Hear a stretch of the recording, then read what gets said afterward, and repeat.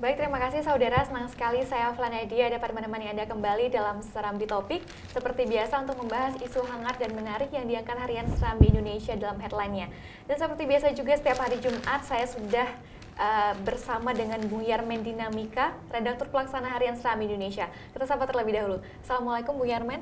Waalaikumsalam Nana. Baik, bagaimana kabarnya hari ini Bung? Alhamdulillah Said, baik. Ya, Bung Yarmen dan juga saudara di rumah, menarik sekali informasi kita pada hari ini. Jika mungkin beberapa waktu yang lalu kita hangat memperbincangkan politik, tapi pada hari ini kita membicarakan mengenai proyek Masjid Raya. Seperti kita tahu ya, mungkin Masjid Raya juga salah satu ikon yang mungkin kalau wisatawan datang pasti tujuan utamanya adalah Masjid Raya. Tidak afdol gitu datang ke Aceh tanpa mengunjungi Masjid Raya. Tapi kemudian mengapa kemudian fokus kita kepada Masjid Raya ini, apa yang menarik Bung sehingga kita angkat menjadi headline? Ya, pertama ini ada kaitannya dengan masa jabatan Pak Gubernur Jaini Abdullah. Ya. Gagasan untuk memperluas lanskapnya, tamannya, dan kemudian menambahkan 12 unit payung elektronik di situ seperti di Masjidil Nabawi Madinah. Ya. Itu adalah murni gagasan beliau. Bahwa siapa yang membisikin itu kita tidak tahu, jangan-jangan memang inspirasi dia sendiri gitu. Nah, saat-saat seperti ini Pak Jaini Abdullah terhitung kemarin itu, atau bahkan terhitung hari ini, dia sudah cuti. Ya. Tanggal 28 cuti karena maju lagi sebagai calon gubernur Aceh. Sampai tanggal 11 Februari yang akan datang. Nah, setelah itu siapapun terpilih, dia akan duduk lagi sebentar sampai menghabiskan masa jabatannya terhitung nanti pada 25 Juni tahun 2017. Nah, hari-hari ini adalah hari-hari yang menentukan apakah tanpa kehadiran seorang gubernur definitif, proyek ini tetap berjalan sebagaimana mestinya, itu satu. Yang kedua, apakah tercapai target? Karena kata Pak Gubernur, targetnya itu adalah beberapa hari atau sebulan sebelum dia berakhir masa jabatannya pada 25 Juni yang akan datang, ini sudah harus selesai gitu. Jadi oleh karena itu, Serambi menurunkan tim untuk mengintip progres dari proyek Masjid Raya ini dari berbagai sisi. Ada yang kita ambil dari basementnya, karena basementnya itu nanti akan jadi tempat parkir mobil. Di sana juga tempat duduk, ya. Tapi hebat karena menggunakan marmer terkenal dari Italia. Nah, ada spesifikasinya apa namanya, statuario. Statuario ini adalah jenis marmer yang paling populer di Italia. Terus kemudian kita lihat di pelataran atas ada banyak yang sudah kelihatan, paling tidak dari 12 payung elektrik yang direncanakan itu udah muncul 3 buah rangkanya, dan sedangkan payungnya sendiri sedang dirakit di luar Aceh menurut PT Waskita Karya yang mendapat yang dipercaya untuk membangun ini. Itu tinggal dalam hitungan hari saja mereka akan bawa kemari gitu. Oke, tapi fakta apa yang ditemukan oleh pihak dari Serambi Indonesia sendiri terkait dengan proyek yang cukup besar, bernilai 2 triliun rupiah. Juga di sini disebutkan meskipun marmer yang tadi Bung sebutkan juga dari Italia, tapi kemudian didatangkan dari Cina. Apa yang sebenarnya terjadi di sini? Iya, itu juga menarik sebetulnya. Tapi kita tidak lihat itu sebagai kasus ya, cuma ada keanehan saja.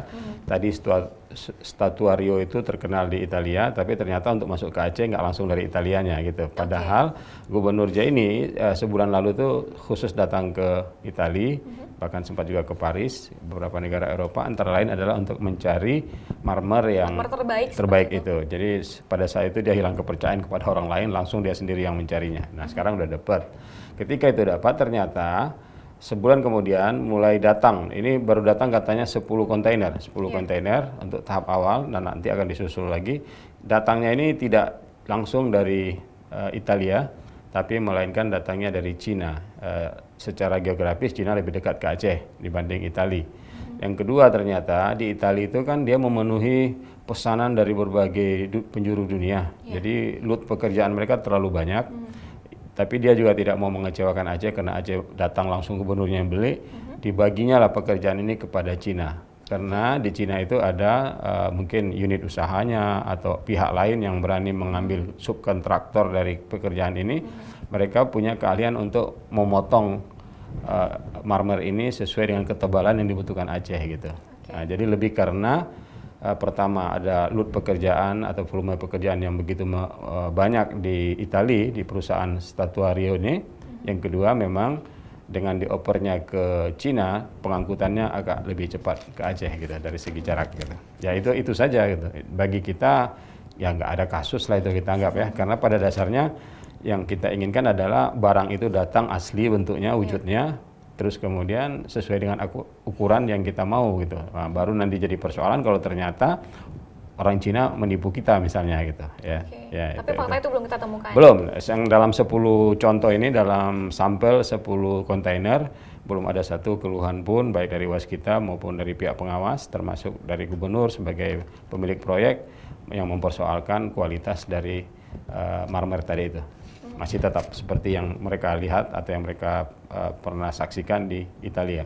Ya, tapi benarkah Bung kemudian selama proyek ini dijalankan sulit sekali mendapat informasi mengenai pengawasannya terkait seperti itu? Iya, namanya juga proyek bernilai besar ya. Ini kan dari 2 triliun untuk jangka panjang. Pak Gubernur hampir mengeluarkan uang hampir 500 juta ya, 498 untuk proyek tahap pertama ini. Nah, apalagi membangunnya di tengah kota, otomatis standar pembangunan fisik dari bangunan-bangunan berskala besar itu kan memang harus dipagar gitu. Nah, ketika mereka pagarnya memang tidak transparan, langsung pakai seng gitu ya, terus kemudian tertutup rapi. Pada saat-saat seperti inilah kita tidak sembarang bisa masuk gitu. Mungkin ada item-item pekerjaan yang menurut mereka rawan, yang oleh karenanya harus tertutup dari orang luar, sehingga wartawan pun sulit masuk. Itu pertama sekali itu keluhan yang dihadapi oleh wartawan. Tapi belakangan setelah kita punya nomor telepon Pak Munir Musli ini sebagai project manager dari Waskita Karya, khusus untuk Serambi, saya nggak tahu koran lain, itu agak dimudahkan gitu, nggak seperti itu lagi. Dan juga nggak terlarang kalau kita ambil foto ini kita gunakan drone ya. Drone kan nggak perlu minta izin ya, tinggal terbang saja di atas angkasa dan kemudian bisa terpotret suasana seperti ini gitu. Tapi Bung Yarman, kemudian beberapa waktu yang lalu juga kita sempat dihebohkan dengan tidak sesuainya material dengan yang diinginkan seperti itu. Bagaimana sebenarnya proses pengawasan ini sendiri? Ya, waktu itu khusus untuk Batako ya kalau nggak salah saya. Batako, Pak Gubernur datang ke situ, entah siapa yang menginspirasi dia untuk meremas, dia remas, kemudian memang hancur gitu. Itu mengindikasikan bahwa kualitas Batakonya terlalu ringan gitu ya, terlalu ringan.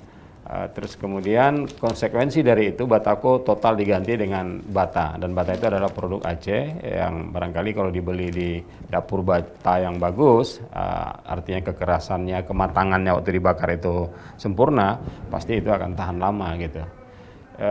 Pada saat itulah kemudian kita awal-awal kali kita curiga bahwa ada apa di balik ini kan, tapi alhamdulillah. Syukurnya kita Pak Gubernur ini rutin melakukan kunjungan ke sana. Sebulan sekali dia selalu melakukan kunjungan. Pada saat kunjungan-kunjungan seperti itulah rata-rata teman wartawan bisa ikut gitu. Kalau enggak dari awal memang ini seperti tertutup gitu kan. Tapi setelah kejadian itu mulai masing-masing mengoreksi kondisinya, mengoreksi keadaan, termasuk Waskita sendiri. Tidak terlalu tertutup lagi kepada wartawan. Kemudian Pak Gubernur pun rutin, dengan demikian pekerja menjadi sangat berhati-hati karena pemilik pekerjaan ini, pemilik proyek kan datang secara rutin. Itu yang dilakukan oleh Pak Gubernur. Baik Bung Yarman, saya juga sempat melihat sebelum ini mengenai video yang juga di sini bisa kita lihat melalui scan barcode, saudara. Video ini bisa kita saksikan di serambitv.com, di mana juga di situ disebutkan bahwa sebenarnya untuk proyek ini membutuhkan arkeolog. Seperti apa sebenarnya, Bung?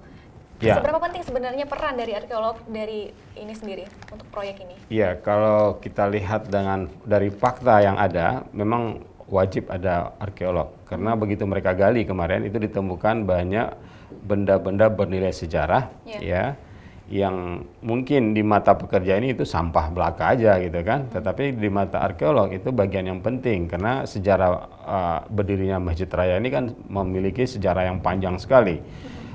Ketika Aceh punya Sultan salah satu Sultan Ali Mugayatsa, dia itu adalah yang mempersatukan 5 kerajaan Islam di Aceh, mulai dari Samudra Pasir, Perlak, Kerajaan Pedir, Lamuri, dan Murhomdaya. Dijadikanlah satu sebuah kerajaan besar. Itu terjadi pada 1 Ramadan 1511 atau 1514 gitu, antara 2 tahunnya.